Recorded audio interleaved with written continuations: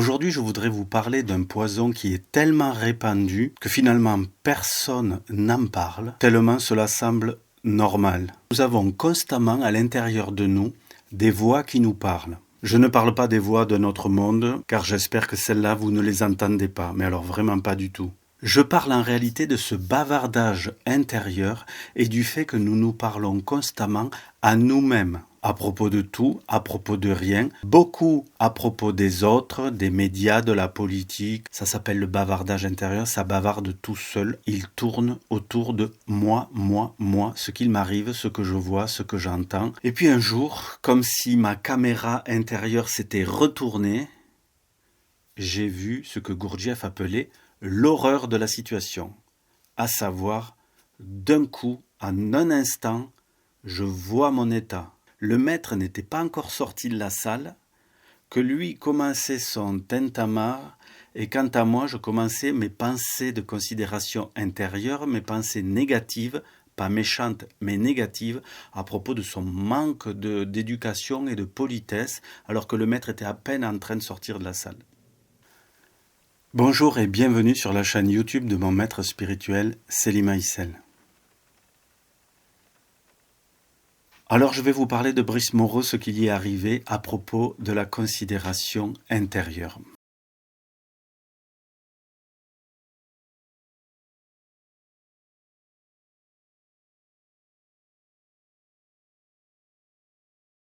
Le jour où mes yeux intérieurs se sont ouverts sur ce sujet.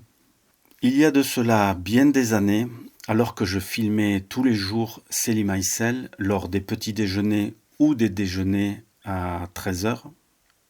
Et donc j'avais installé une caméra avec ma collaboratrice, une caméra face à Selim Aïssel, et moi j'étais sur le côté et je m'occupais du réglage des micros-sons et mon associé filmait. Et dès que l'entretien était terminé, je mettais la caméra de côté pour que les autres élèves qui étaient autour de moi puissent sortir.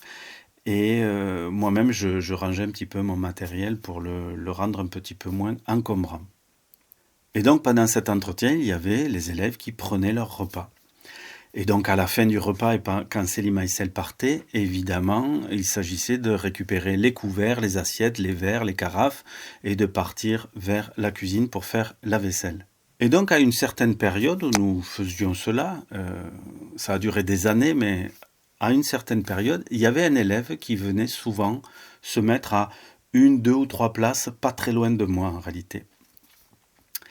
Et quand Selim Aïssel disait « bonne journée » et se levait pour partir, cet ami commençait à débarrasser, comme je viens de vous l'expliquer, et comment faisaient les autres. À un détail près, c'est qu'il faisait un bruit, un capharnaüm en rassemblant les assiettes, les verres, les couverts. On va dire ça ressemblait plus à un chantier qu'à enlever des assiettes et des verres et des couverts simplement d'une table. Et donc, durant plusieurs semaines, je constatais ce même processus très fréquemment. La même scène se reproduisait. Cet ami, que j'aime beaucoup par ailleurs, et qui a été très au service de l'enseignement à bien des occasions, avait cette attitude-là. On est des fois grossier pendant des années sans qu'on s'en rende compte, alors que tout notre entourage s'en est rendu compte, lui par contre. Mais ne nous l'a pas forcément dit. Et donc, je commençais à considérer intérieurement à propos de ce manque de délicatesse inexcusable. Le maître n'était pas encore sorti de la salle, que lui commençait son tintamarre, et quant à moi, je commençais mes pensées de considération intérieure, mes pensées négatives, pas méchantes, mais négatives, à propos de son manque d'éducation et de politesse. Ça s'appelle une considération intérieure. Je ruminais négativement, intérieurement, à ce sujet. Pas une fois, des dizaines de fois. Et puis évidemment, quand on considère intérieurement à propos des autres, du monde, des politiques et de ce que tous les gens nous doivent, on a forcément raison, sinon on ne penserait pas comme ça. Si on se rendait compte qu'on a complètement tort, on s'arrêterait peut-être. Donc là, évidemment que j'avais raison, on est quand même dans un enseignement spirituel, il y a un maître spirituel qui est en train de transmettre, qui vient juste de sortir, et c'est déjà le tintamarre, quand même. Et donc, moi, Preux-chevalier des attitudes nobles et des bons comportements à avoir en toute occasion, je ne faisais pas de bruit extérieur, mais je considérais négativement à l'intérieur. Et puis un jour, comme si ma caméra intérieure s'était retournée, j'ai vu ce que Gurdjieff appelait l'horreur de la situation, à savoir, d'un coup, en un instant, je vois mon état. Comme je vous l'ai joué il y a quelques instants, mon état avait plein de bonnes justifications d'agir comme ça. Mais quand on se met à voir notre réalité intérieure depuis notre monde intérieur, c'est plus la personnalité ou la fausse personnalité qui cherche à se justifier et qui a raison. Non, non, c'est le photographe intérieur, une photographie prise par notre essence ou notre esprit qui nous dit « Regarde, tous les jours, tu agis comme ça. » Et là, il s'agit de toi, pas du voisin. Toi, tu agis comme ça tous les jours. Horreur de la situation, disait Gurdjieff, je suis en train de voir comment je fonctionne réellement. Et donc, moi qui aimais bien cette citation de Gurdjieff qui disait « L'influençabilité, c'est la pire tare au monde ». Et soudain, je me rappelle la phrase de Gurdjieff et je me dis « Mais moi, je suis l'être le plus influençable du monde ». Alors que j'avais plutôt, avec mon ego assez réel, tendance à penser que je ne suis pas quelqu'un de très facilement influençable. Là, je suis influençable tous les jours parce que l'autre il fait du bruit à côté. Je me suis senti en un instant l'être le plus influençable du monde. Ça change de point de vue. Et puis vous savez, quand on fonctionne comme ça, donc là moi j'étais le preux chevalier qui rangeait sa caméra délicatement, qui faisait attention aux uns, aux autres et tout ça, et celui d'à côté il se comportait pas bien. Mais la question c'est, quels sont tous les endroits où moi je me comporte pas bien et je ne le vois pas et où d'autres le voient? Ça c'est intéressant à regarder. Quand on a de vrais amis, comme dans le cadre d'un enseignement spirituel, on peut à un moment donné, avec un vrai ami dont on sait qu'on ne va pas être jugé mais plutôt soutenu, on peut aller le voir et lui dire « Est-ce que tu vois des choses dans mon comportement qui ne sont pas tout à fait adaptées, correctes, respectueux ou bienveillants ou des attitudes de fermeture à des endroits où je ferais bien d'être ouvert ?» C'est bien d'avoir des amis qui peuvent faire un reflet bienveillant. De temps en temps, il ne faut pas abuser des bonnes choses. Et puis quand on fixe sur quelque chose, là je fixais sur le fait de quelqu'un qui faisait du bruit à un moment où c'était bien de ne pas trop en faire à ce moment-là. Mais quels sont les endroits où moi j'étais peut-être très bruyant, à d'autres endroits où c'était inapproprié? Ça c'est une bonne question à se poser également. Nous avons tous entendu parler du processus de la projection, de notre cher ami Freud entre autres, ou comment on projette sur les autres une réalité qui vit en soi et que l'on ne veut pas forcément voir, ou pas du tout, ou qu'on ne peut surtout pas voir, mais que les autres voient depuis longtemps. Donc on peut être preux chevalier à un endroit et complètement à côté de la plaque à un autre endroit. Ça, je peux vous le garantir. C'est du vécu. Et donc le preux chevalier, jusqu'à cet instant, jusqu'à ce jour-là, il n'avait pas du tout remarqué que son attitude était très excessive en réalité. Ça pourrait se résumer à deux aveugles dont l'un se plaint tous les jours de l'aveuglement de l'autre. Mais en réalité, n'agit-on pas ainsi dans la moindre de nos critiques? Dès qu'on fait une critique vers un autre, une autre, vers le monde, vers les politiques, vers Dieu, il est devenu tellement banal et maintenant les réseaux sociaux s'en donnent, j'allais dire à cœur joie, mais là il n'y a pas de cœur dans cette histoire, s'en donne à pleine joie de commenter constamment, négativement, de préférence, ce qu'a fait l'un, ce qu'a fait l'autre. Tout le monde devient un peu journaliste négatif. Il y en a quelques-uns qui essaient encore de l'être, Dieu merci, mais la période n'est pas très favorable à la critique constructive. C'est pas la mode. Mais tout cela ne nous regarde pas. La question, c'est comment se regarder soi-même dans ses attitudes, dans ses relations, dans ses actions.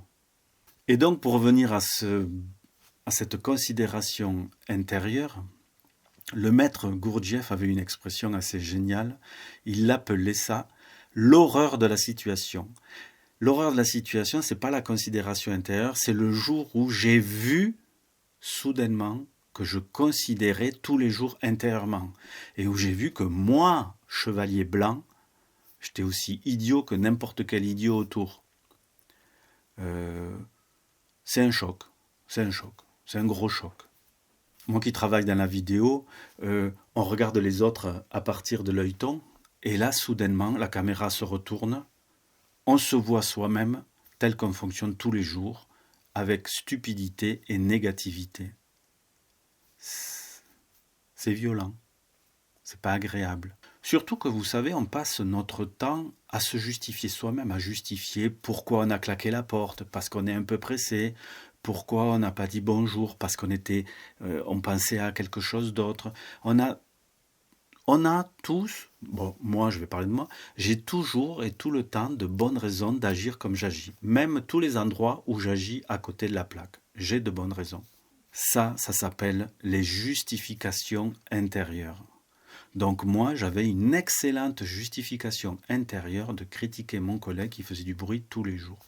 Donc dans cette histoire, sans vouloir insulter mon ami qui faisait du bruit tous les jours, il y avait deux idiots dans la situation. Un qui était très maladroit et très peu discret avec ses couverts, et un autre idiot, moi, qui commentait son manque d'attention.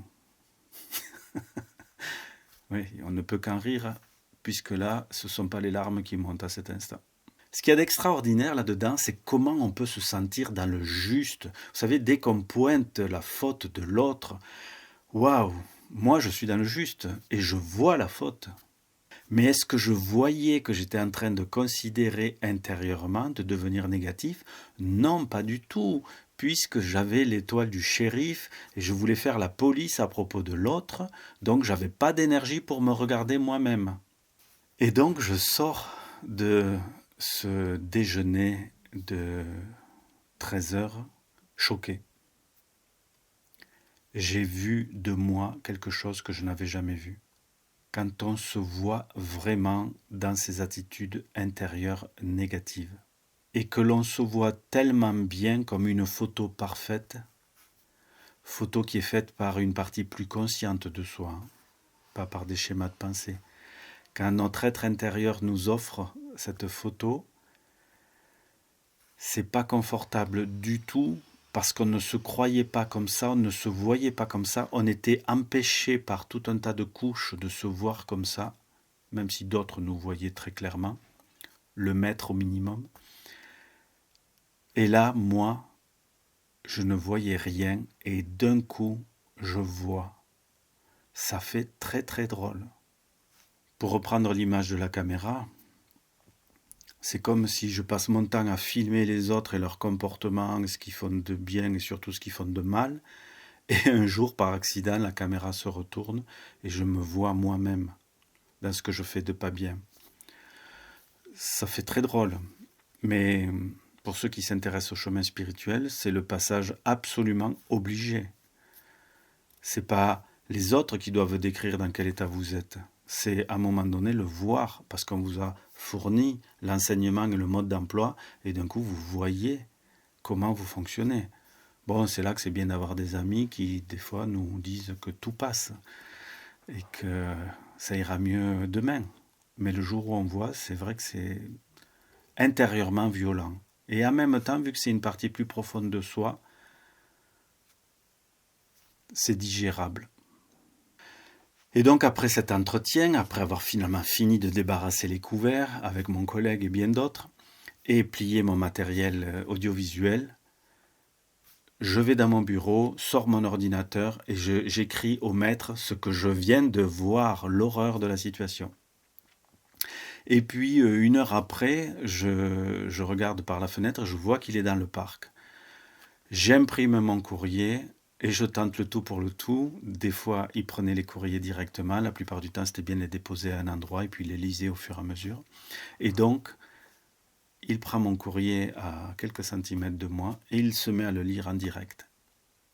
Dans ce courrier, j'exprimais que, vu ce que je venais de voir, la priorité devenait pour moi de lutter à mort, c'est une expression du chemin, de lutter à mort contre les considérations intérieures à propos de l'un, de l'autre, de ce qu'ils font de mal, de ce qu'ils devraient faire beaucoup mieux. cesser ce processus de considération intérieure, vu que c'est une des grandes lignes, un des grands exercices qui est donné par Célie Maïsel au tout début du chemin. Et d'ailleurs, c'est le thème de 2 longues vidéos que j'ai faites, dans lesquelles, je vous la mettrai les 2 dans la description. Et ce sont 2 vidéos un peu longues, certes, mais bon, c'est fait pour ceux qui ne veulent pas regarder simplement une vidéo superficielle. Prenez du temps, étudiez les choses, approfondissez-les. Les changements sont beaucoup plus importants quand on creuse, pas quand on parcourt comme sur les écrans de téléphone. Et donc, dans ces 2 grandes et longues vidéos qui sont sur la chaîne YouTube de Célie Maïsel et que j'ai réalisées, j'explique les 5 pratiques essentielles qui peuvent vraiment transformer votre vie intérieure. Et aujourd'hui, je développe une de ces grandes pratiques qui consiste à stopper les considérations intérieures. Et je vais vous expliquer plus en avant tout cela maintenant. Et donc le maître, dès qu'il termine sa lettre, il me dit « C'est bien, fais ça. Décide qui tu veux être et ce que tu veux laisser vivre en toi et ce que tu ne veux plus laisser vivre en toi. » Pour moi, ça signifiait une sorte de feu vert et de soutien du maître, à savoir, tu as vu quelque chose de très important aujourd'hui, il y a un travail à faire, tu as mon soutien. Et donc l'après-midi même, je me dis comment je vais entreprendre cette lutte, parce que après cet événement, je me suis rendu compte que finalement, les 5 grands principes, les 5 grands travaux que vous pourrez voir et dont j'ai parlé il y a quelques instants, je les ai pratiqués, j'en ai pratiqué l'un ou l'autre, j'ai obtenu des résultats très forts sur un, mais c'est vrai que sur la considération intérieure, je ne m'y étais pas attaqué avec force à ce moment-là. C'est là que le terme djihad prend tout son sens. Le djihad, à l'origine, c'est pas d'aller combattre les autres, mieux encore de les tuer. Le véritable djihad, c'est la lutte intérieure, c'est la guerre sainte à l'intérieur par rapport aux aspects négatifs de notre personnalité. Et donc je commence ce travail. Dès que j'ai une pensée négative, je la stoppe. Et très rapidement, je découvre que la pensée négative remonte. Alors je la stoppe, et puis elle remonte. Alors je la stoppe, et puis elle remonte. Quand on a une idée en tête, fût-elle en plus négative, pas facile de s'en sortir, de s'en libérer, de s'en dégager. Et donc je me retrouve devant un constat, quand on a ces mécanismes qui s'enclenchent, c'est comme si là, d'un coup, j'avais le bras qui se lève, je lui dis de se calmer, puis il se relève, je lui dis de se reposer, puis il se relève. Les pensées qu'on a dans la tête, négatives, ça c'est radical, mais des fois des pensées positives qui nous reviennent, ou les pensées d'un projet que nous avons. Mais là, on parle des pensées négatives. Ces pensées négatives, quand on essaie de les chasser, mais elles reviennent au galop. C'est presque clic-clac, clic-clac, clic-clac.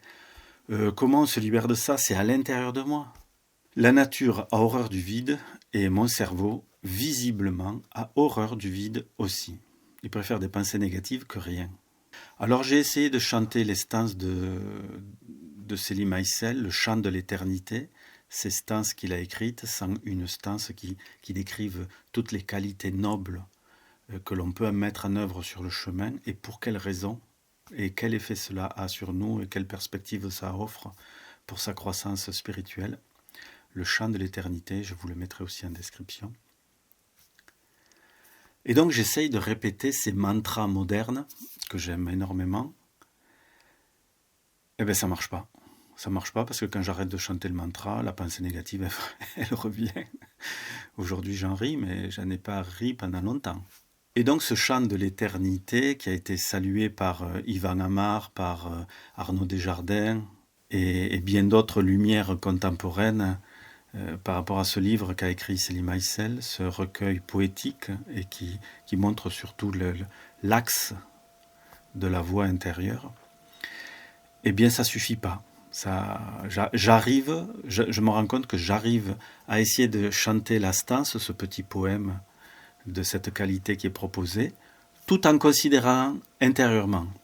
On croit souvent qu'on a une seule pensée, en réalité on a plusieurs, Célie Maïsel appelle ça des rouleaux. C'est comme si on pouvait penser en réalité sur plusieurs dimensions. Si vous vous observez bien, vous vous rendrez compte que vous êtes capable de le faire. C'est peut-être pour ça que les femmes sont beaucoup plus performantes que les hommes et qu'elles arrivent à s'occuper des enfants, à surveiller la cuisine et en même temps à répondre au téléphone. C'est beaucoup plus dur pour les hommes. Les femmes ont des rouleaux plus performants que nous. Je n'en doute pas, je l'ai trop souvent constaté. D'ailleurs, ma compagne est dans ce cas. Si elle regarde cette vidéo, je m'en suis rendu compte aussi. Et donc, je récitais ces stances du chant d'éternité et en même temps, j'avais mes pensées négatives qui débarquaient. Alors, c'était des paroles spirituelles magnifiques et en même temps, des choses pas magnifiques du tout et négatives. Et donc, à un moment donné, je me suis dit, non, ça marche pas, je suis en train de polluer ces belles stances avec mes pensées négatives, il faut que je trouve une autre méthode. Et puis je me suis dit, finalement, ces pensées négatives, dans le cadre du chant des stances, je veux chanter une stance, et la pensée négative s'impose, se met dessus, me prend ma stance et me la vire, la met de côté. Et je me dis, finalement, et si j'utilisais la même technique, cette pensée négative s'impose, je pourrais trouver quelque chose qui, passez-moi l'expression, la dégage. Et donc, je me dis, tiens, voilà, là je viens de remarquer cette attitude de telle personne qui n'est pas correcte, je commence à considérer intérieurement, je m'en rends compte, puisque encore faut-il s'en rendre compte, je m'en rends compte et immédiatement je projette mon attention sur n'importe quel objet. Là je vois que j'ai une petite carte très sympathique. Je te souhaite d'agir et non de subir. Et là, au lieu de considérer intérieurement, je me mets à regarder ce petit tableau qui a été fait par quelqu'un, avec des feuilles, avec des couleurs, avec des variantes. Je focalise mon attention immédiatement sur n'importe quoi, sous prétexte que ça n'est pas ma rumination négative intérieure. Je me dis, je vais tenter ça. C'est un peu barbare, je l'avoue, mais je me dis, après tout, j'ai une barbarie intérieure qui s'impose à moi. Je prends quelque chose, je focalise dessus, et j'espère que l'autre va être dégagé. Je mets quelque chose à la place d'une autre. Et puis je commence à pratiquer ça, un jour, 2 jours, 3 jours, une semaine, 2 semaines, et je vois que ça marche. J'arrive à remplacer le négatif par quelque chose de complètement idiot. Je focalise vraiment hyper vite sur quelque chose. Et puis quand je vois que j'ai mis l'énergie sur cette chose, là j'ai un éclairage à gauche, je focalise sur l'éclairage, je regarde en détail, c'est-à-dire je prends mon attention et je la focalise sur des aspects de l'éclairage. Et puis petit à petit, ma considération intérieure se dit, ouais, j'ai pas assez d'énergie, il est en train de mettre toute son énergie dans autre chose que moi. Et je peux d'ailleurs basculer d'un centre d'attention à un autre. Et finalement, je commence petit à petit à pouvoir me dégager de la considération intérieure en tant que guerrier de la voix. Alors évidemment, c'est une technique à brut, je ne suis pas la créature la plus délicate du monde, mais après tout, quand il s'agit d'un djihad, quand il s'agit d'un combat intérieur, puisque l'autre, je ne m'en occupe pas, eh bien, et qu'on se fait squatter soi-même son énergie, ses pensées, même son cœur par une pensée négative qui s'impose à nous, dont on ne sait même pas d'où elle vient. Pourquoi d'un coup je focalise sur cette personne aussi stupidement? Eh bien, vous faites comme vous voulez, et je vous souhaite de faire quelque chose. Quant à moi, je prends les moyens nécessaires. Quand je dois jardiner, j'utilise la pelle, la pioche. C'est pas l'outil le plus délicat qui soit, la pioche, mais ça rend beaucoup de service. Et après, je dégage un peu plus délicatement avec la pelle. Mais il y a des moments où c'est la pioche le bon outil. Et bien là, le bon outil, c'était je remplace systématiquement la considération intérieure par une autre pensée, quelle qu'elle soit. Et je focalise pendant 1 minute, 1 minute 30, des fois 2 minutes. Et puis je sens que l'autre perd de la force. Puis je respire consciemment, puis je chante une stance de Céline Maïsel, le chant des stances dont je viens de parler. Et donc, je prends la place, je remplace ce qui s'impose. En quelques jours, je découvre que ma méthode fonctionne. La moindre chose insignifiante dans mon environnement devient plus importante qu'une pensée négative qui s'impose. Déjà, à ce stade, ma vie commençait à changer intérieurement. je commence à m'extraire des pensées nulles, des pensées dégradantes, des pensées stupides, voire des fois complètement folles, ou des avis que j'avais sur les gens. Mais de quel droit je pense ça de cette personne? En plus, je peux être même conscient que ce que je suis en train de penser de cette personne est vraiment idiot, parce qu'elle a plein de qualités, cette personne. Pourquoi moi je focalise sur cet aspect ou cette attitude qu'elle a eue? C'est moi qui ai un problème. Elle est très bien comme elle est. À moi de devenir mieux que ce que je suis. Et donc je me mets à pratiquer ça durant un certain nombre de semaines et je commence à obtenir une prise de distance et des changements commencent à s'opérer tranquillement. Je commence à maîtriser mes outils de combat. Et puis soudainement, peut-être au bout d'un mois, je découvre, stupéfait, que par moments je m'insulte moi-même. Par moments, je m'agresse moi-même sur la maladresse que je viens d'avoir sur mon chantier ou comment je viens d'abîmer quelque chose. Ça nous arrive à tous à un moment ou à un autre. Et là, je me mets à considérer intérieurement à propos de ça. Et à cet endroit-là, il n'y a pas de djihad, c'est-à-dire être négatif avec soi-même, considérer intérieurement à propos de sa bêtise, ça, il n'y a pas besoin de lutter. Eh bien, oui, ça a duré plusieurs semaines où je ne m'en suis pas rendu compte. Et un jour, je me suis dit, et pourquoi tu t'appliquerais pas à toi-même ce que maintenant tu t'offres intérieurement par rapport à l'attitude des autres? Quand tu fais une erreur, pourquoi tu considères intérieurement? Pourquoi tu te laisses aller à ça? Ah, mais c'est vrai que mon père, quand je le voyais faire des bêtises, quand je le voyais faire des erreurs sur son chantier, avec ses outils, ses travaux, il était dur avec lui-même. Mon père qui a construit toute sa maison tout seul, intégralement une immense maison, je l'ai un petit peu aidé, ma maman l'a beaucoup aidé. Eh bien, quand ça se passait mal, il s'en voulait, il se traitait de con lui-même. Bon, dans le sud de la France, on a le droit de se traiter de con, hein, c'est pas une insulte, mais c'est pas très positif non plus. Et là, je me dis, eh bien, il y a un deuxième travail, c'est le même en réalité. Pourquoi tu serais négatif avec toi-même? Et je commence là aussi à remplacer toute négativité, toute pensée négative me concernant quand je fais une erreur, quand je me blesse, quand j'ai un accident, quand j'abîme quelque chose. Vous avez remarqué peut-être que vous-même ou les gens autour de vous, dès qu'on fait une bêtise, mais bon, des bêtises, on en fait presque tous les jours, ça arrive, c'est un peu de maladresse, un peu d'inattention, et quelque chose ne se passe pas comme prévu. Est-ce que c'est une raison pour s'insulter? Est-ce que c'est une raison pour insulter les autres? Est-ce que c'est une raison pour tomber sur ces enfants qui sont en phase d'apprentissage et les agresser parce qu'ils ont cassé un verre? On peut souvent considérer que la faute commise ou la chose abîmée est suffisante en elle-même.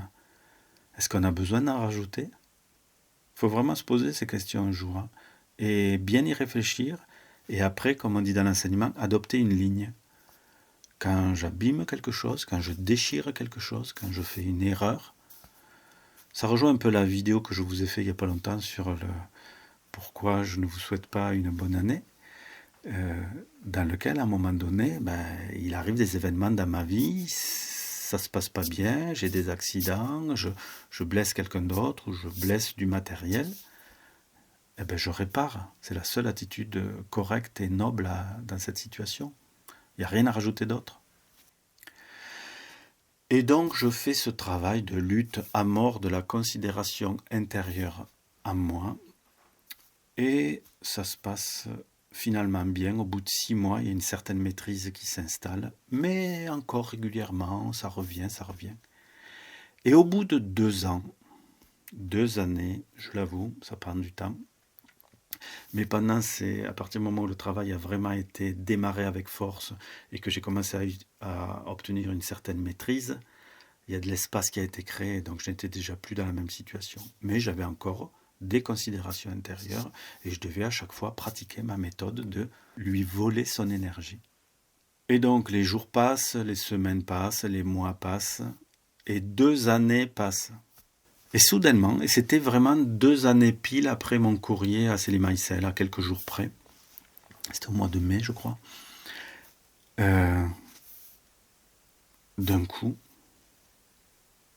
je me dis, c'est bizarre, j'ai l'impression que je ne fais plus ce travail de lutte contre mes pensées négatives ou mes émotions négatives.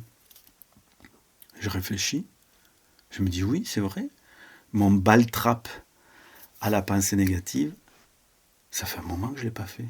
Et puis d'un coup, je réfléchis, je me dis, mais j'ai pas eu des pensées négatives depuis un bon moment maintenant. Et je m'en rends compte maintenant. Et là, j'éclate de rire. Et je me dis, mais c'est tellement normal de ne pas avoir de pensées négatives à propos des autres et du monde, que le jour où les pensées négatives à travers ce bavardage intérieur se manifestent, eh bien, on s'en rend même pas compte. Je réalise que je ne lutte plus, qu'il n'y a plus de baltrap, parce qu'en réalité, j'ai plus de pensées négatives. Je suis toujours quelqu'un de critique et de très critique, mais pas négativement. Ne mélangeons pas les choses. Avoir un esprit critique, c'est plutôt pertinent, c'est plutôt intéressant. Ça permet de réaliser un certain nombre de choses et de travailler avec d'autres et de s'améliorer ensemble. Par contre, être critique négativement, ça pourrit l'ambiance, ça pourrit les relations, et un jour, il y a des gens qui n'ont plus envie de nous côtoyer, et on les comprend. Et donc, face à ce constat, cette surprise, je me dis, mais comment ça se fait que je ne m'en suis pas rendu compte, que finalement, ça fait peut-être 2 semaines, 3 semaines que je fais plus ce combat, peut-être un mois. Je ne sais même pas quand est-ce que ça s'est arrêté. Et pourquoi je ne m'en suis pas rendu compte? Mais parce que c'est normal de vivre comme ça. Quand on arrête d'avoir des pensées négatives dans la tête à propos de l'actualité, à propos des autres, à propos de sa compagne, à propos de tout ce qui se passe, quand on est toujours critique, mais qu'on n'a pas de pensées négatives et qu'on ne rentre pas dans des attitudes négatives avec eux pour leur dire comment ils devraient être mieux, alors que c'est de soi-même qu'il faut s'occuper avant tout, eh bien c'est normal d'être comme ça. Aujourd'hui, bien des années après, il me paraît tout à fait normal, puisque c'est ma vie, de ne pas avoir de considération intérieure par rapport aux autres. Ce qui ne fait pas de moi quelqu'un qui n'est pas critique. Et qui n'est pas critiquable. Et donc, ce qui est comique et que je vais vous raconter maintenant, c'est que quand ces pensées négatives s'arrêtent, on ne se sent pas supérieur aux autres, on se sent bien et on se sent normal. Et on écoute et on regarde les autres, et eux, on les trouve un peu moins normaux, puisqu'ils continuent à mâchouiller comme ça, à ruminer des choses négatives, soit en les exprimant, soit ça se voit sur leur visage qu'ils ont un problème, là. Vu le visage qui est là, ça rumine à l'intérieur. Et en même temps, je me disais à cette époque-là, s'il faut, c'est une pause, mais ça va revenir. Et donc, je me suis dit, je vais attendre un peu. Parce que je m'étais dit, je vais aller en parler à Célie Maïsel, puisque je le voyais tous les jours, c'était facile. Mais je me suis dit, non, on ne va pas crier victoire trop tôt, on va attendre. Et donc, une semaine passe, un mois passe, plusieurs mois passent. Et ma logique était, ne crions pas victoire trop vite. Mais bon, c'était pas trop vite, ça faisait déjà 2 ans que je luttais, mais bon. J'avais peur qu'une deuxième vague arrive. Et du coup, j'en ai pas parlé au maître, sachant que le maître n'avait pas besoin qu'on lui parle pour savoir ce qui vivait à l'intérieur de nous. Et durant cette période, juste au moment où ça s'est vraiment arrêté, j'ai vécu un certain nombre de petites expériences qui étaient vraiment nouvelles. Par exemple, un jour, une amie se plaint, s'inquiète et considère à voix haute à propos des autres. Et à ce moment-là, au lieu de faire comme 2 ans avant, je vois naître en moi, au niveau du chakra du cœur, une énergie. Et cette énergie, je sens qu'elle est aimante. Le chakra du cœur, c'est le bon endroit pour ça. Mais ça ne s'éveille pas forcément tous les jours. Je vois comme un amour intérieur naître qui accueille la personne qui est en train de me raconter son vécu. Elle est en train de se critiquer, elle est en train de critiquer les autres, et moi, j'accueille l'ensemble. Et en même temps, je m'observe. Et je trouve ça complètement déconcertant. Parce que je me vois pas impliqué, pas, je vais dire, c'est pas un mot joli, mais pas sali par son énergie qui est quand même négative. je me sens dans une espèce de neutralité, de bien-être, de confort intérieur, et tout ce qui est là est accueilli, est accepté. Et je perçois bien que c'est accueilli par ce chakra du cœur, là où nous commençons vraiment à exister intérieurement. Avant, les 3 précédents sont plus en référence au monde animal et au monde animal supérieur que sont les êtres humains encore à notre époque.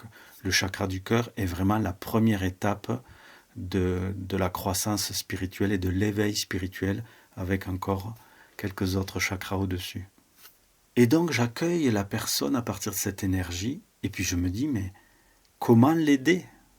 Comment lui faire comprendre que son émotion négative, sa considération intérieure, ça va mener à rien de bon. Déjà, c'est pas bon pour elle à cet instant, mais ça va peut-être, selon ce qu'elle va dire, ce qu'elle va partager avec la personne avec qui elle a un problème, ça va peut-être générer des conséquences négatives, du karma. Et donc, il faudra compenser ce karma, et on n'en finit jamais.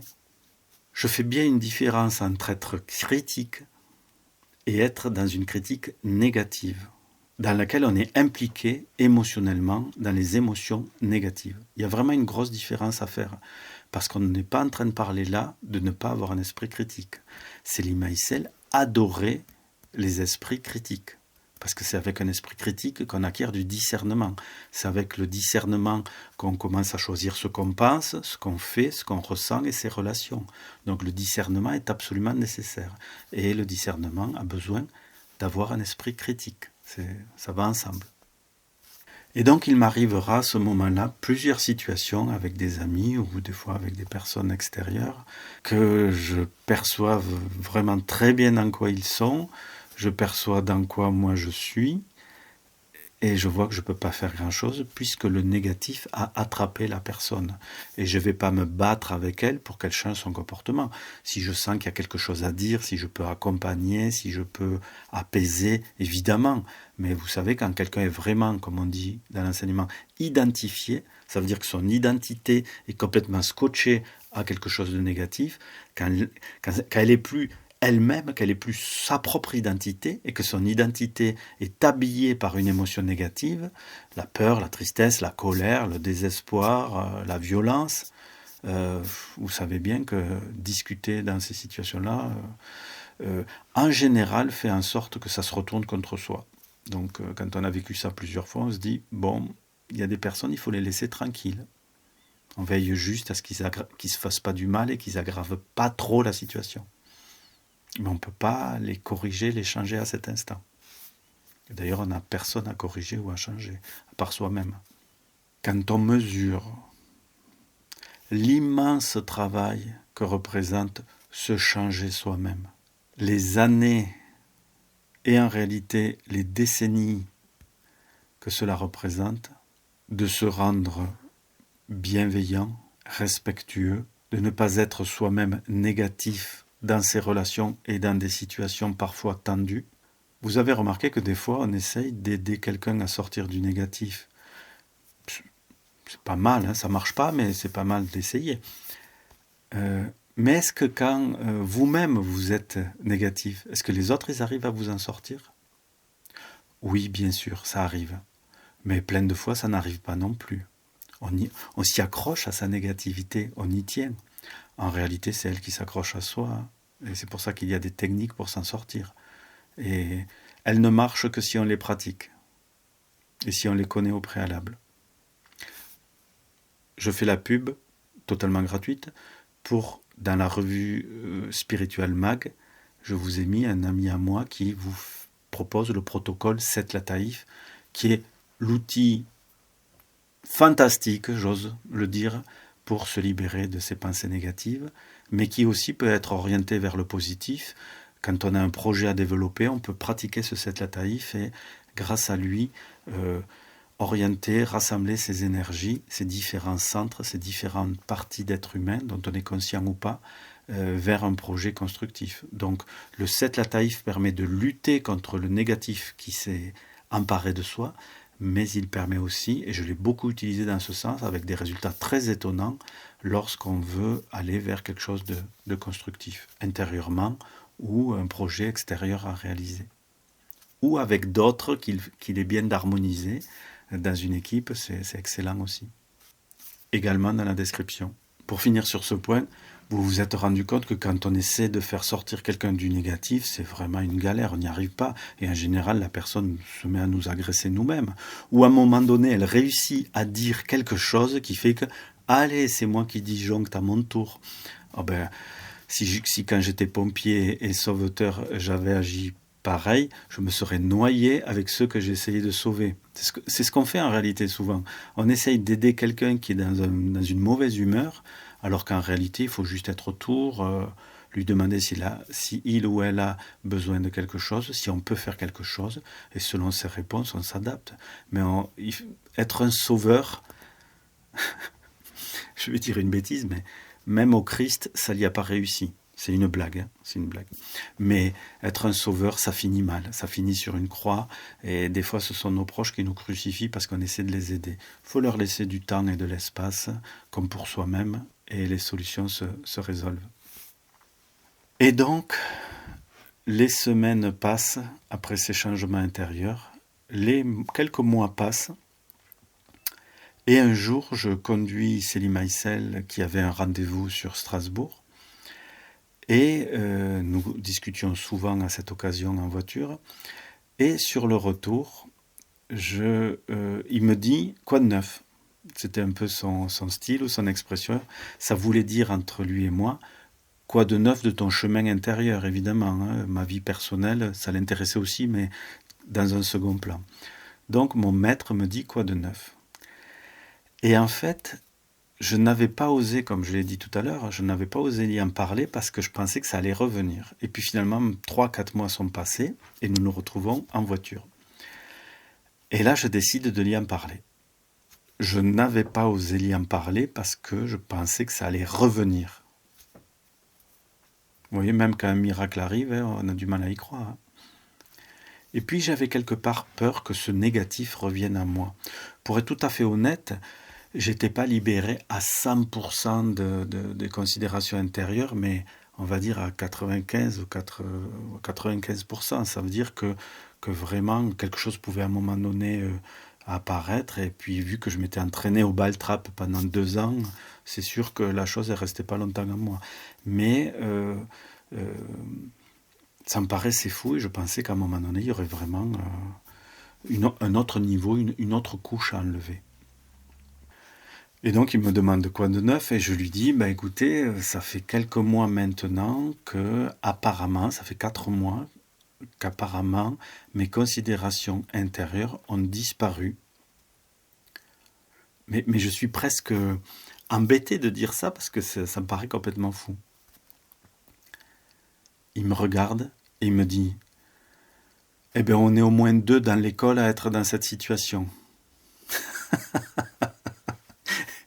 Il avait le sens de la répartie. Je ne sais pas si c'était la vérité, mais en tout cas, il m'a trop fait rire à ce moment-là. Oui, le maître était dans cette situation. Ça, j'aurais pu le deviner. Et donc, je suis scotché de sa réponse et je lui explique. Je lui dis, j'ai pas osé vous en parler avant parce que j'attendais presque que ça revienne. J'arrivais pas à y croire. Et il faut reconnaître que ces considérations intérieures sont de vrais radotages. Vous vous êtes peut-être rendu compte, malheureusement, que certains de vos aînés, peut-être des personnes âgées qu'il y a dans votre famille ou qui sont déjà dans les mouroirs modernes qui accueillent les personnes âgées en fin de vie, comment ils radotent les mêmes choses, comment les mêmes choses reviennent. Certains, et ça aussi ces dernières années, c'est une explosion avec la perte de la mémoire, étonnamment. Si on passe une partie de sa vie à ruminer trop intensément le négatif, ça nous ronge de l'intérieur et à la fin de sa vie, le corps fonctionne encore, le cœur fonctionne encore, le cerveau devrait fonctionner encore, mais quelque part, toutes ces pensées négatives qu'on a entretenues, qu'on a développées, qu'on a ruminées, toute cette considération intérieure à propos de ce que les autres nous doivent, le monde nous doit, ce que devraient faire les politiques, ce que devraient faire les religions, et comment on commente le monde constamment et on passe des années à regarder des écrans de télévision et des ordinateurs, et bien à un moment donné le cerveau perd de ses capacités, certes avec l'âge, mais également avec le fait que nous consommons des choses pourries. Le négatif des autres, le négatif de soi, le négatif du monde, et qu'en plus on partage et on discute de ça. Ça accélère le processus de dégénérescence du mental, entre autres. On ne parle même pas du centre émotionnel. Et il y a des gens qui ont encore un corps physique qui fonctionne très bien, et vous le savez, ils ont déjà perdu la tête. Comment ça se fait que la tête est partie si vite alors que le corps est encore tout à fait opérationnel? On peut se poser la question. Je crains que nous ne récoltions avec l'âge ce que nous avons nourri pendant toute notre vie. D'ailleurs, ça me fait penser que Célie Maïsel, nous avons fait un DVD qui s'intitule « Tu deviens ce dont tu te nourris ». Nos actes, nos pensées, nos émotions ne font pas que réagir sur le monde et sur les autres. C'est d'abord nous qu'ils imprègnent en premier. Si j'ai des pensées négatives, le premier à être pollué, c'est pas les autres, c'est moi. Et ça use. Mais bon, beaucoup veulent améliorer la planète, veulent améliorer des quantités de choses, mais surtout ne pas s'améliorer soi-même. C'est vrai que ça demande un gros investissement et sur la durée. Mais chaque petite victoire est une libération, c'est pas négligeable. Et donc très étonné par le retour que me fait Célie Maïsel, il y en a 2 dans l'école qui sont dans cette situation. Je le remercie, encore une fois. Il me dit, mais tu es conscient que c'est toi qui as fait le travail, c'est pas moi. Je dis, oui, c'est vrai que c'est moi qui ai fait le travail, mais bon. Et il me coupe, je crois, et il me dit, mais tu as eu la bonne idée de m'en parler. J'ai dit, oui, ça c'était la bonne idée, oui. Et je lui dis donc, j'ai vu la situation, je vous en ai parlé, et vous m'avez dit de faire ce travail, et évidemment, vous m'avez accompagné. Et là, il me dit, tu vois, toi et moi, on est vraiment dans une très bonne situation. Toi, tu as vu un travail sur toi à faire, et tu as fait ce travail. Tu as pris le temps et tu as fait ce travail. Et aujourd'hui, tu as atteint certains résultats assez remarquables. Et il rajoute, et moi, tu m'as proposé ce travail. Et bien sûr, je t'ai incité à le faire. Donc on est tous les deux dans une très bonne situation. Parce que toi, tu sais que tu ne peux pas t'attribuer la totalité du résultat, et moi, évidemment, je n'ai pas fait le travail que toi, tu avais à faire. Puis il rajoute, il y a peut-être encore d'autres paramètres, au-delà de toi, au-delà de moi. Peut-être que ton karma dans cette vie était particulièrement favorable à ce que tu puisses réaliser ce travail. Peut-être parce que des choses ont été préparées dans d'autres vies. Cela t'a rendu, pour cette vie, ce travail plus facile. Donc tu vois la croissance d'un être humain dans le temps et le travail qu'il peut faire à travers des vies est quelque chose qui est en réalité très très complexe. Mais heureusement, on peut toujours ramener cette complexité à ici et maintenant. Dans cette situation, avec cette personne, avec ces personnes, avec cette information, qu'est-ce que je peux faire de bien, de beau ou de vrai? Plutôt que réagir négativement et bêtement, mécaniquement, par réflexe.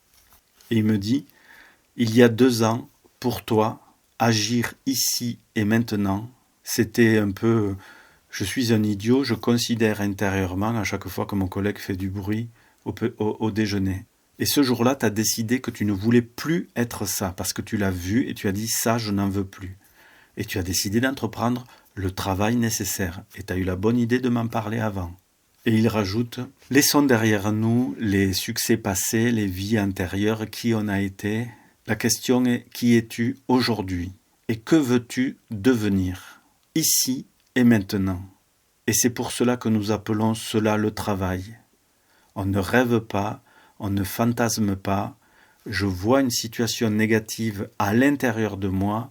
Je trouve que ça n'est pas bon, ça n'est pas beau, ça n'est pas noble, ça n'est pas constructif, c'est même destructif pour moi et pour mon environnement. J'entreprends un travail pour me changer. Puis nous cessons cette conversation, nous arrivons sur l'école, quelques minutes avant le repas avec Célie Maïsel.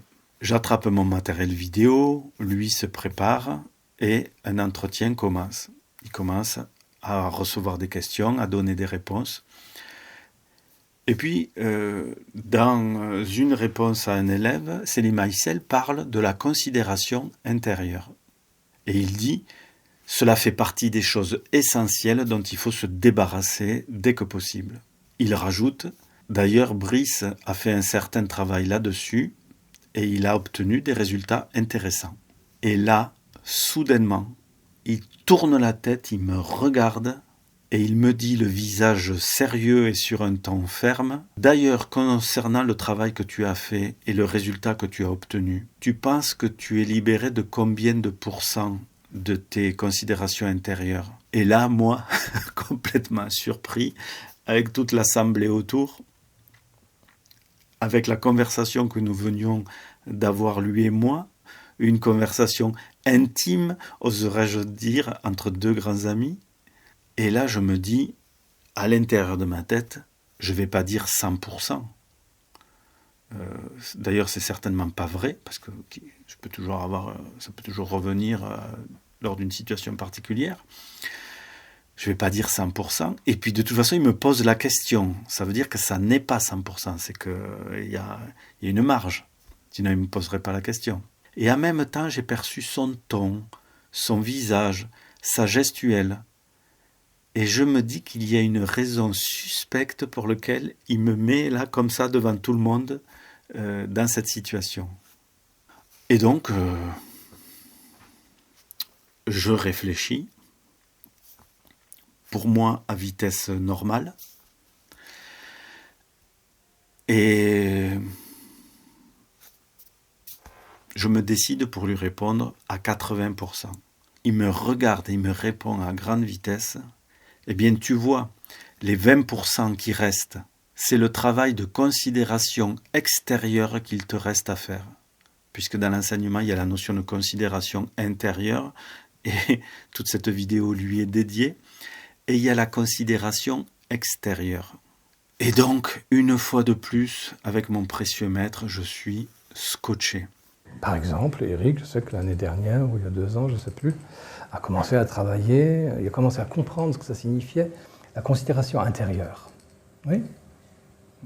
Donc il a commencé à faire un travail pendant toute une année, pendant qu'il me conduisait toutes les semaines, 1 ou 2 fois à Strasbourg. Donc, il me racontait comme il travaillait la considération intérieure. Et aujourd'hui, il sait exactement ce que c'est la considération intérieure, et il la maîtrise, allez, quel pourcentage ? 80. À 80%. Oui, et maîtriser la considération intérieure à 80%, c'est énorme, hein, je peux vous dire. Et ça signifie qu'on est passé d'un degré à un autre. Donc, Eric, aujourd'hui, il est au degré, Memphis Misraïm, 1. Peut-être que c'est 34 aussi, hein. On ne sait pas ce qu'il a fait déjà par le passé, ce qu'il a déjà transformé. Mais ça signifie qu'il y en a comme ça 99 à passer, mais il faut que chaque fois que tu en découvres un, et que tu le passes, que tu le passes. Vous arrivez à comprendre ? Et ceux qui ne font pas ça, ceux qui rêvent le chemin, qui font une chose et une autre, tout mélangé, ils ne passent aucun. Ils restent toujours au niveau apprenti.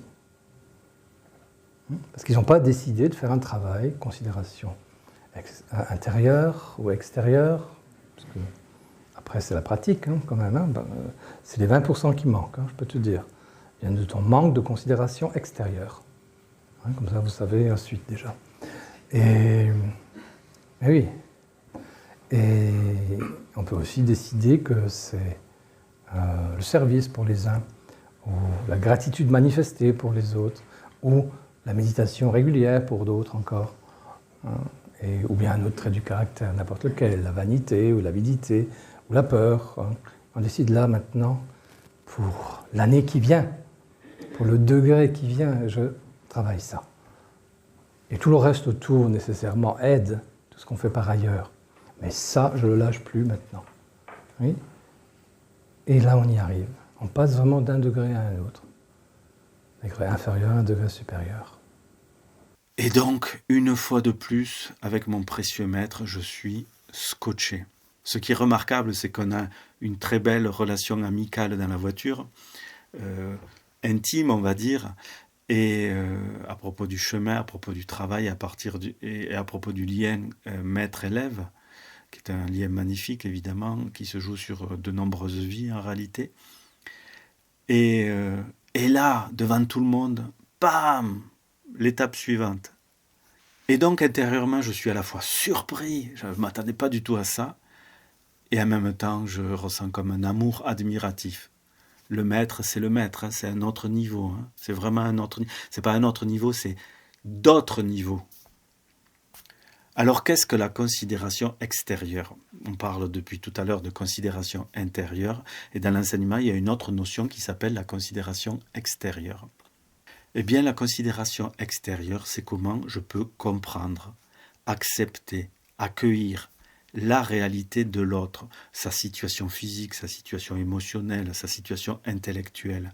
En résumé, c'est tenter de me mettre à la place de l'autre, de ce qu'il est en train de vivre. La considération extérieure, c'est je prends mon ego, je le fais descendre un peu et j'essaie de me mettre à l'écoute de ce qu'est en train de vivre l'autre qui peut être douloureux et que je peux chercher aussi à comprendre si je ne le comprends pas. Dans la considération intérieure, on est au-dessus des autres. C'est scandaleux que mon ami là fasse du bruit avec ses assiettes à la fin du repas. Là, je suis au-dessus de lui et je juge, négativement de préférence. Dans la considération extérieure, c'est je me demande ce que je peux faire de bien pour l'autre qui est en train de vivre une situation qui lui semble douloureuse ou qui est douloureuse. En fait, considération extérieure, ça signifie, d'une certaine façon, j'essaie de me mettre à sa place pour voir ce qui serait de bien à faire là maintenant pour sortir de cette situation ou changer son état intérieur face à cette situation. La considération extérieure, d'une certaine façon, c'est le médicament à la considération intérieure. Quand on considère intérieurement à propos des autres, on les prend de haut et on pense ce qu'ils devraient faire eux dans leur vie d'après moi. Dans la considération extérieure, c'est qu'est-ce que je peux faire pour toi là maintenant? Et je ne sais pas ce qu'il faut faire pour toi, je pars de là déjà. Je ne sais pas ce que je peux faire pour toi, mais comment puis-je t'aider? Ça pourrait se résumer à ça. Que puis-je faire de bien pour toi, avec toi? Et donc dans la voiture, nous étions deux amis en train d'échanger, relation de maître à élève. C'était très agréable et très convivial. Et là, paf, il me sort quelque chose de tout nouveau en me disant « Tu veux aller encore plus loin? Progresse dans la considération extérieure. Tu as fait un bon travail sur la considération intérieure.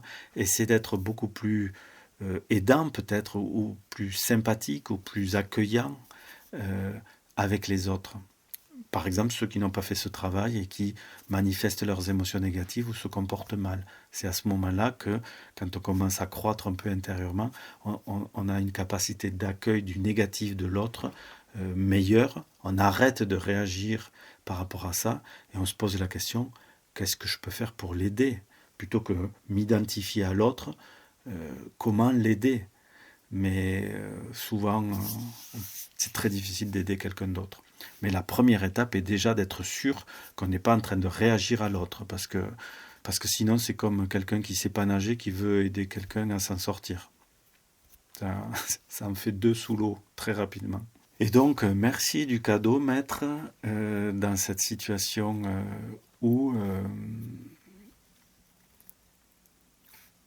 il m'envoie avec fermeté les 20% de travail sur la considération extérieure que je peux me mettre à entreprendre. Aujourd'hui, bien des années après, Dieu merci, les considérations intérieures ne sont jamais revenues. Je peux avoir de temps en temps encore, assez rarement, mais une pensée critique ou une insatisfaction, ou considérer quand même que l'autre pourrait agir différemment. Il y a toujours des personnes qui agissent d'une façon quand même assez spectaculaire. Hein. Ça existe dans le négatif, même sur les chemins spirituels. Et puisqu'on arrive sur le chemin dans l'état qu'on est, hein, pas dans l'état qu'on espère atteindre un jour. Et donc, ce travail, il m'arrive 1 ou 2 fois par mois, effectivement, de d'être un petit peu gratouillé comme ça. Et puis, je me rappelle, je vois la situation extérieure, je vois la situation intérieure. Et je me dis, c'est bon, mon garçon, respire. Et puis voilà, ça passe. Alors qu'avant, pour m'en déscotcher de cette pensée qui commençait à s'identifier aux propos, à l'attitude de quelqu'un d'autre, s'en décrocher était difficile. Et puis vous le savez, j'imagine, ceux qui regardent cette vidéo, comment quand on devient négatif, qu'on a des pensées négatives, s'en sortir ne se fait pas en un claquement de doigts. Si tant est qu'on veuille s'en sortir, si tant est qu'on prenne conscience que la priorité est de s'en sortir. Ça me fait penser que depuis cette époque, plusieurs amis me disent, dans le cadre de mes responsabilités à l'école, me disent mais comment tu fais pour pas réagir à ça? C'est une expression que vous connaissez. Comment tu peux laisser ça se faire? Comment tu peux ne pas réagir? C'est marrant comme formule. Enfin, c'est assez ordinaire, c'est classique. Mais vu de ce que je viens de vous partager, comment fais-tu pour ne pas réagir? Eh bien, je ne veux plus réagir. Mais ça ne veut pas dire que je ne vais pas agir. Ça ne veut pas dire qu'il y a quelque chose à faire. Mais vous savez bien, la plupart du temps, quand on essaie de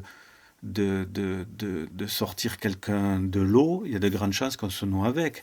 Et quand on essaie d'aider quelqu'un à sortir du négatif, on s'y retrouve soi-même. Donc c'est pas une petite affaire.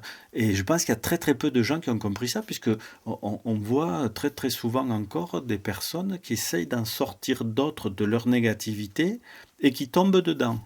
On voit ça dans les films très fréquemment, parce que c'est vraiment une situation de vie. Avant de pouvoir empêcher quelqu'un de se noyer, il faut commencer à apprendre à très très bien nager et à être bien autonome sur l'eau et sous l'eau. C'est beaucoup plus efficace. Eh bien, pour les émotions négatives des autres ou les considérations intérieures des autres, pour les aider, encore faut-il ne pas s'identifier à l'état dans lequel ils sont.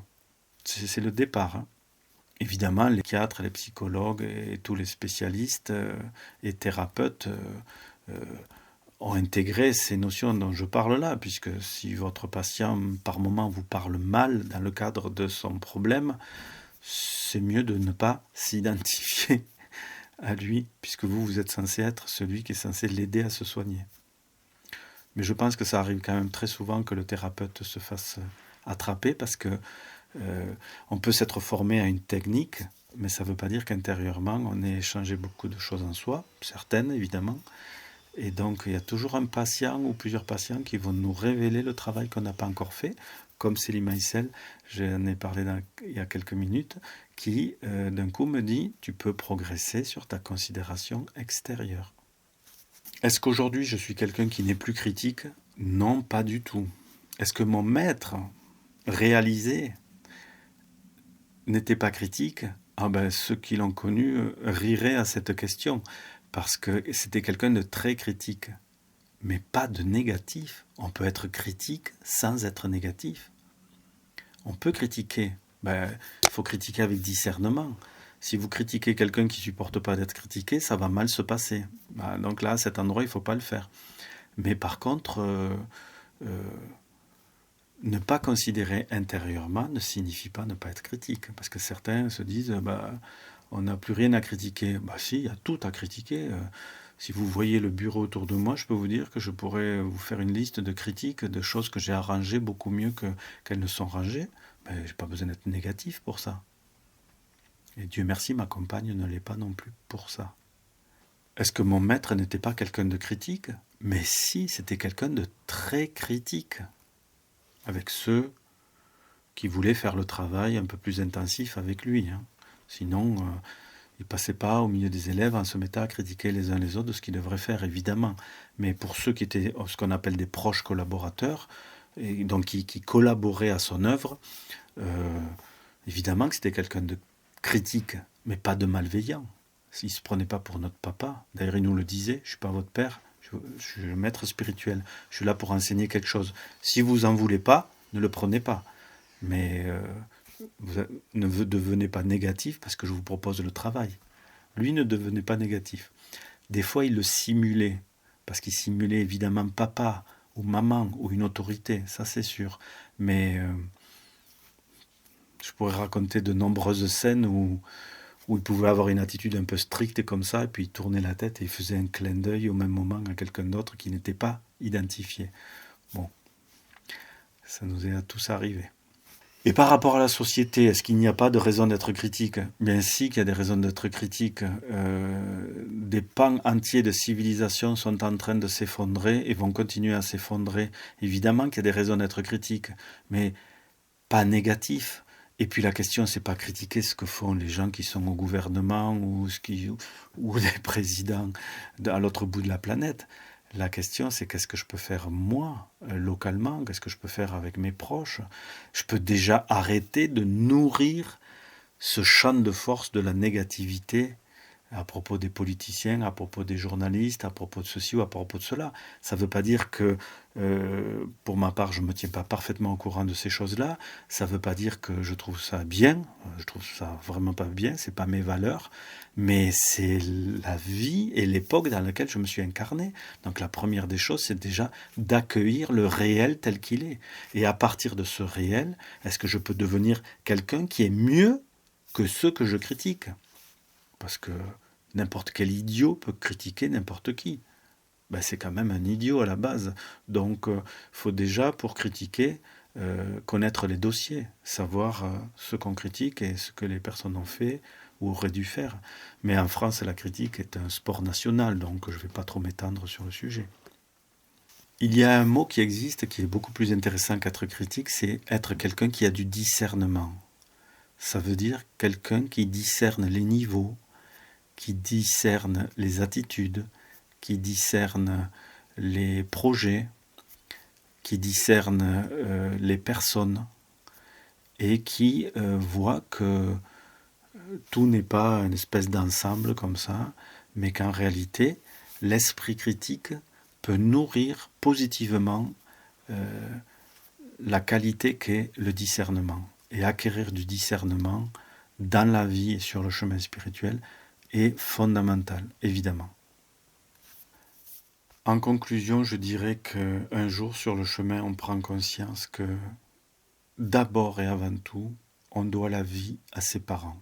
Et donc on doit tout à ses parents, puisqu'ils nous ont donné la chose qui a le plus de valeur et de sens, la vie. Puis ensuite, on doit vraiment beaucoup à tous nos éducateurs, ceux qui ont contribué à notre croissance sous toutes ses formes. Puis, on doit beaucoup à toutes les situations que le karma a décidé de nous faire rencontrer, parce que c'est cela que nous devions rencontrer dans cette vie. Puis, pour quelques rares êtres humains, la possibilité de rencontrer un être exceptionnel qui a déjà atteint un niveau intérieur que nous espérons atteindre un jour, auquel nous sommes tous appelés, mais que tous ne pourront pas atteindre. Et un jour, on découvre qu'à ce maître, on lui doit tout, la libération, la réalisation et un jour l'éveil.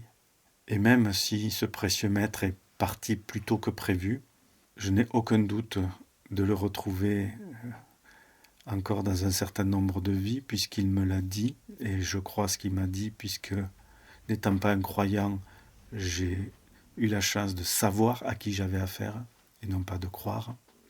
Et donc tout ce que nous pouvons faire de bien, de beau et de vrai pour se transformer soi-même, pour améliorer la relation aux autres, pour améliorer la relation à son environnement extérieur, mais son environnement psychologique, avec ses collaborateurs, avec sa famille, tout acte que nous posons dans cette direction est vraiment, vraiment important et bienvenu à notre époque dans lequel une certaine autodestruction est en cours. Comme ça s'est produit à d'autres époques, et parce que ce sont des cycles qui nous dépassent, mais dont nous faisons partie. Je vous souhaite l'éveil, la libération, la réalisation. Pour ma part, je n'ai rien trouvé de mieux à quoi prétendre sur cette terre pendant un temps de vie. Pour autant, je n'en suis pas moins un être humain tout à fait normal, engagé dans la vie normale. Pas du tout New Age, pas du tout planant, pas du tout zozotériste. Non, un chemin clair, un chemin net, qui propose des choses concrètes, qui, quand je les mets en œuvre, montrent que je change et je me transforme. Dans lequel il est proposé de métamorphoser son passé, et d'aborder son futur et évidemment son présent avec droiture. Merci de votre patience. Je ne sais pas combien de temps va durer cette vidéo, mais c'est toujours plus que ce que j'imaginais. Vous m'envoyez désolé pour ceux qui vont jusqu'au bout. Je vous souhaite le meilleur. Je vous souhaite de vous libérer de vos considérations intérieures. Vous pouvez commencer tout de suite.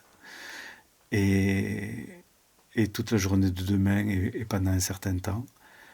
Et merci pour vos commentaires, merci pour vos partages. Pour ma part, je ne peux pas me permettre de ne pas partager puisque j'ai énormément reçu. C'est une forme de nécessité intérieure. Parce qu'être un privilégié, c'est exceptionnel, mais ça ne suffit pas. Encore faut-il essayer de partager un peu. Merci beaucoup pour votre accueil, pour votre écoute et à très bientôt.